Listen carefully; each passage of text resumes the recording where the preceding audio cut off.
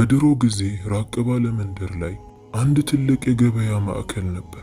ቁስ የተባለ ነገር የሚሸጥበት፣ ወርቅ፣ ብር፣ ልብሶች ሳይቀሩ ሁሉም ነገር የሚሸጥበት ቦታ ነበር። በዛ ትልቅ የገበያ ማዕከል ላይ አንድ ሳሊም የተባለ የእጅ ቀለበትና ጌጣጌጦችን የሚሰራ ትንሽዬ ሱቅ ያለው ሰው ነበር። ከሰዎች ጋር ባለመነካካትና ባለማጭበርበር ይታወቃል። ሁል ጊዜ ጠዋት በማለዳ ሱቁን ይከፍታል። ትንሽዬ ፋኖሱንም ያበራና የእጅ ስራውን መስራት ይጀምራል። በሱ ጋር ያለፈ ሰው ሁሉ ሰላም እያለው ስለ ገበያ እየጠየቀው፣ አንዳንዱ ደግሞ ከሱ ገዝቶ ይሄድ ነበር። አንድ ቀንም ተመስጦ የእጅ ቀለበት እየሰራ ሳለ በድንገት በሱ ሱቅ ላይ አንድ አዛውንት ይገባል። ያ አዛውንት እድሜው በጣም የገፋ፣ መራመድ የከበደው፣ መደገፊያ እንጨት የያዘበት እጁ ራሱ ይንቀጠቀጥ ነበር። ወደ ሳሊም ጋርም ጠጋ ብሎ ለረጅም ሰዓት ይመለከተው ጀመር። ሳሊምም አንገቱን ቀና ብሎ አዛውንቱን ሲመለከተው አጎቴ ሆይ ምን ፈልገህ ነው? ምን ልታዘዝ ብሎ ጠየቀው። አዛውንቱም አንድ ጥቁር ድንጋይን አወጣና ከዚህ ጥቁር ድንጋይ ቀለበትን እንድትሰራልኝ እፈልጋለሁ አለው። ሳሊምም ድንጋዩን ሲመለከት በጣም ተገረመ።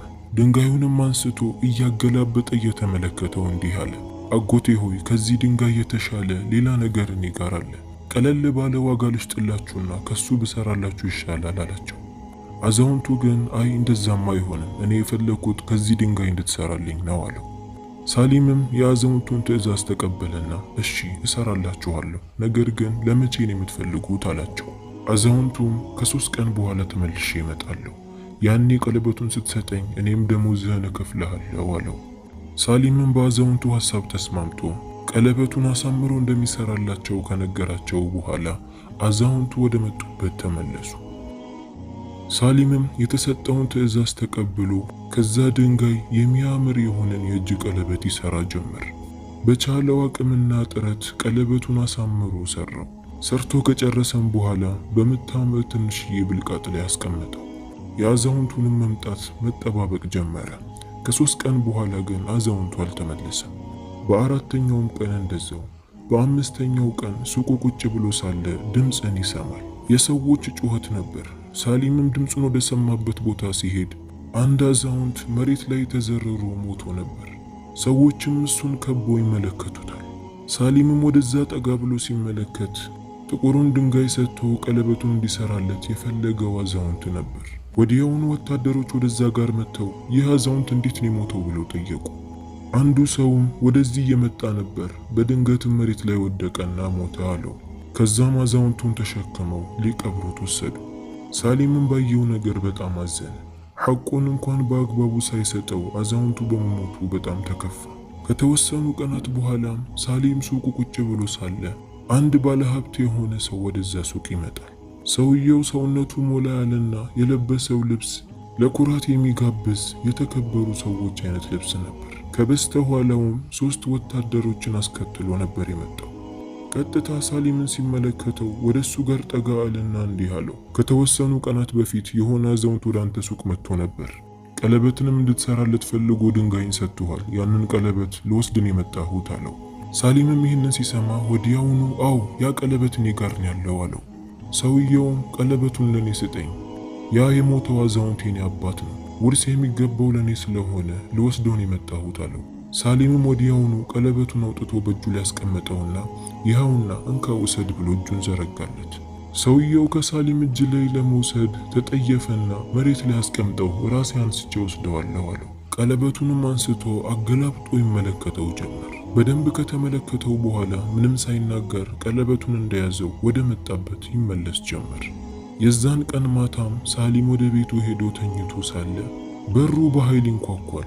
የበሩ መንኳኳት ድምፅም ሳሊምን ያስነሳዋል። ወደ ውጪ ወጥቶም በሩን ሲከፍት ያ ቀለበቱን የወሰደው ሰውዬና 4 ወታደሮችን አስከትሎ ነበር የመጣው።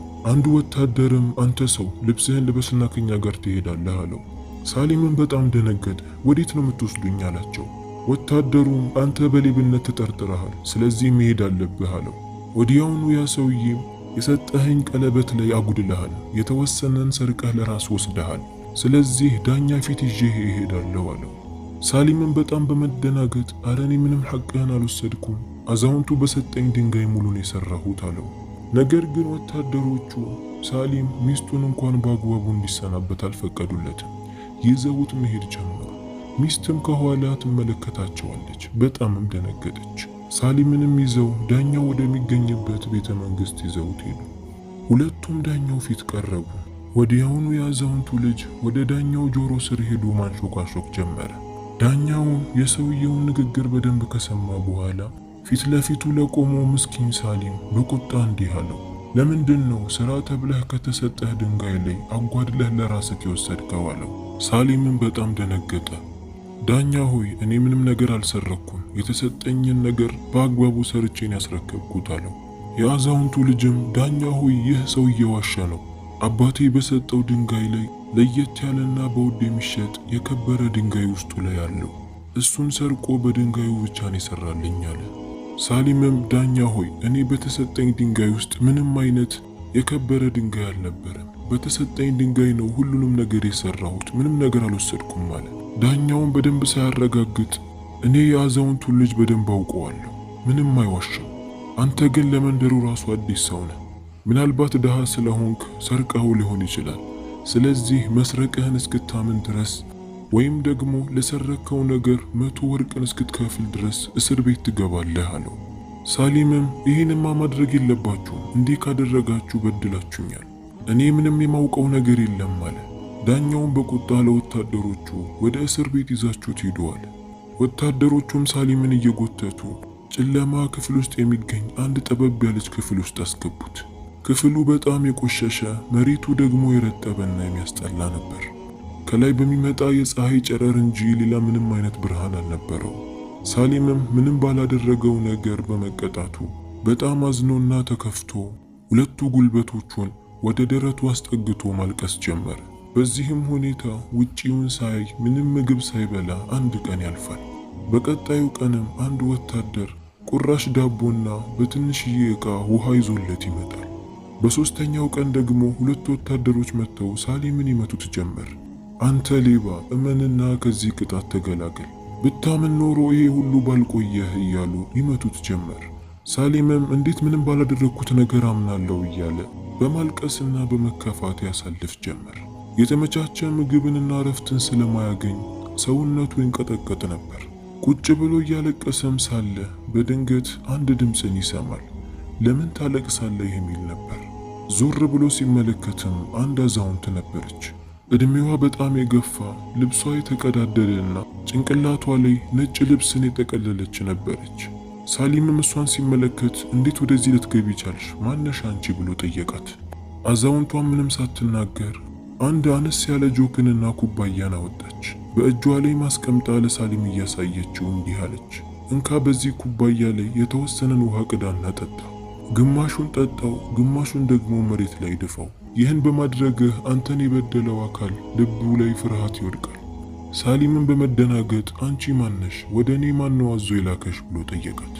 አዛውንቷም በዚህ መንደር ላይ የምትኖር አዛውንት እንደሆነች ነገረችው። ከያዘችው ማነስ ያለ ጆክ ላይ ወደ ትንሹ ኩባያ ውሃን ትቀዳ ጀመር። ውሃው በጣም የሚያምርና ለየት ያለ ነበር። ውሃውንም ለሳሊም ሰጠችው። እንዳልኩህ ግማሹን ጠጣውና ግማሹን መሬት ላይ ድፋው አለችው። ሳሊምም ከአሮጊቷ እጅ ውሃውን ከተቀበለ በኋላ መጠጣት ጀመረ።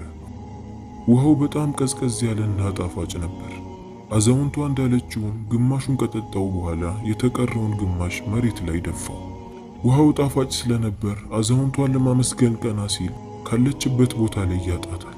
በየቦታውም እየዞረ አዛውንቷን ይፈልጋት ጀመር። ነገር ግን ሊያገኛት አልቻለም። ምክንያቱም እሷ ወደዛ ክፍል የምትገባበትንና የምትወጣበትን መንገድ እሷ እንጂ ሌላ ማንም አያውቅም።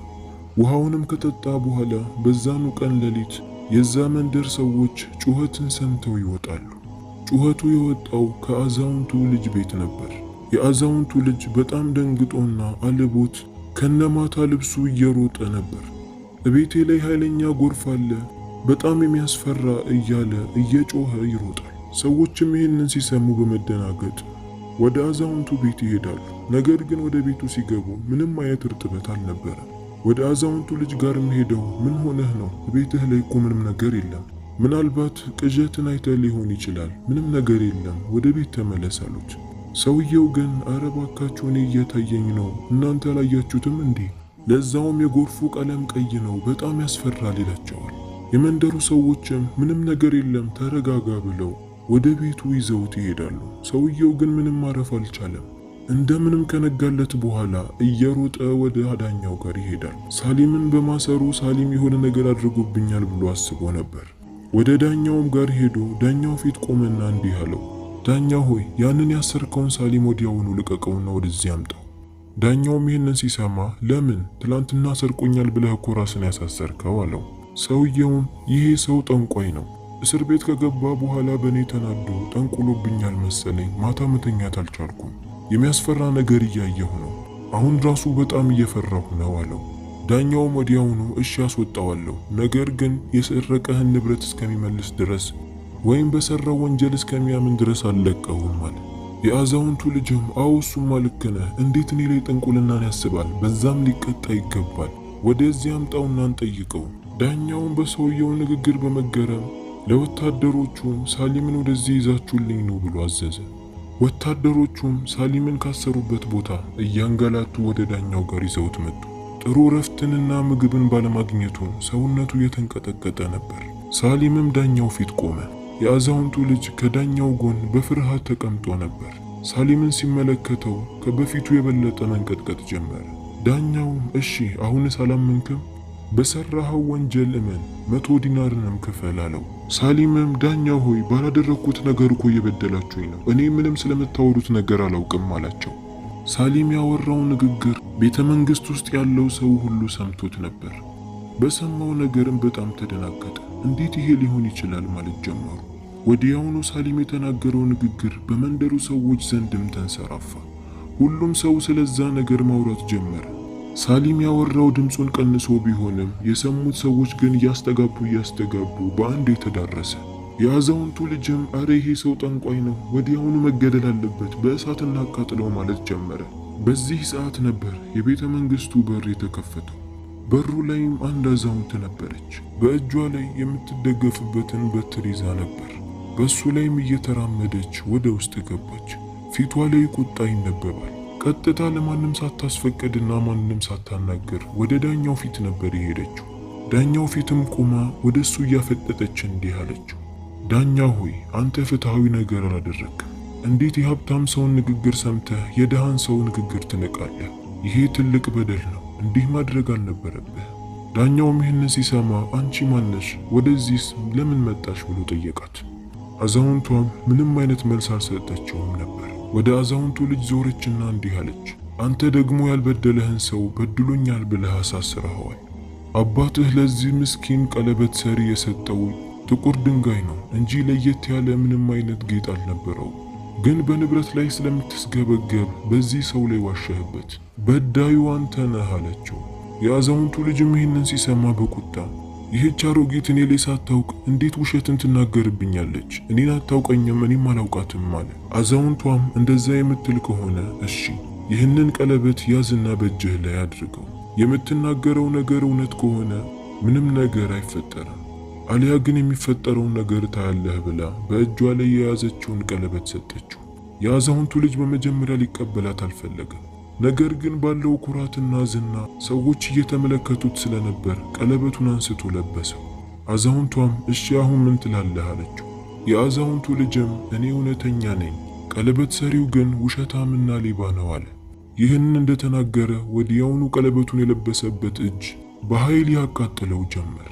እጄ ተቃጠለ፣ ውሃ አምጡልኝ እያለ መጮህ ጀመረ።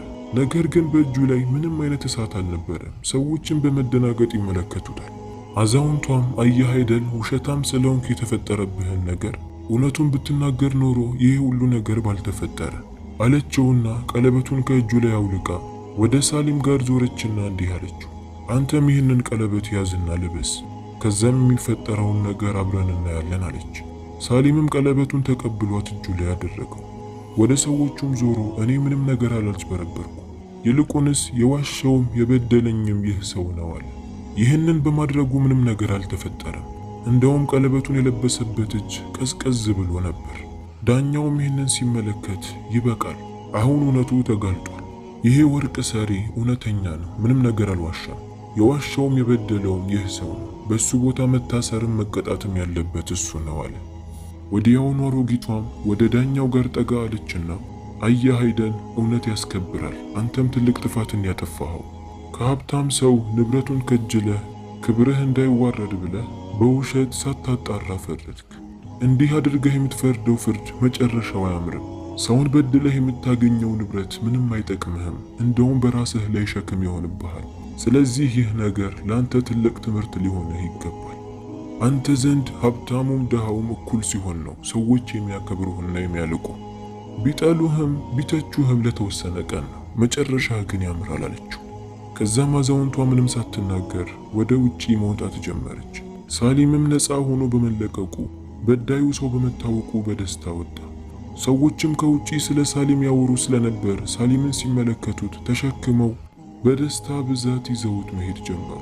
ሳሊምም ወደ ቤቱ ተመለሰ። ከብዙ ቀናትና ስቃይ በኋላ የሚወዳት ሚስቱን በማግኘቱ በጣም ተደሰተ። ከዛን ቀን በኋላ ሳሊም በመንደሩ ሰዎች ዘንድ ይበልጥ ይከበርና ይወደድ ጀመር። የንግድ ስራውንም አስፋፍቶ በሰፊው መስራት ጀመረ። የዛሬው ድንቅ ታሪካችን ይህንን ይመስላል። ቪዲዮ እንደተመቻችሁ ተስፋ አድርጋለሁ። ሰብስክራይብ፣ ላይክ፣ ሼር ማድረጋችሁን እንዳትረሱ። በሌላ ታሪክ እንገናኛለን፣ እንዳትጠፉ።